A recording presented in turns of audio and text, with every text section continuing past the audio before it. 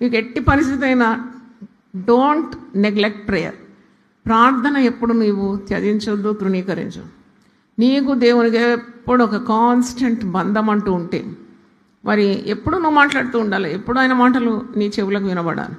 అప్పుడు నీవు నీ ఇబ్బందుల్లో మరి నువ్వు ప్రార్థన చేయడం నీకు అలవాటుగా మారిపోతుంది, మొరపెట్టడం నీకు అలవాటుగా మారిపోతుంది, మరి ఉపవాసంలోకి దిగి మొరపెట్టడం నీకు అలవాటుగా మారిపోతుంది.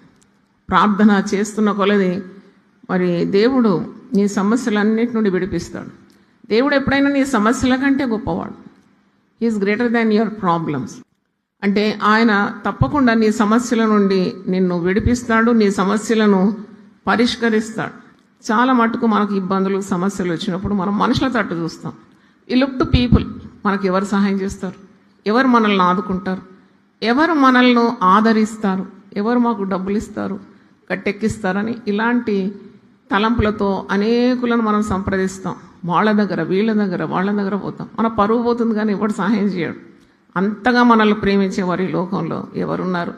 వాళ్ళ డబ్బులు తీసి నీ అప్పు కట్టడానికి అంత సిద్ధ మనసు వారికి ఉంటుందా? మరి వారి సమయం కూడా ఇయ్యరు చాలామంది నీ బాధ వినడానికి, నీ కష్టాలు మరి తెలుసుకోవడానికి కూడా వారికి సమయం ఉండదు.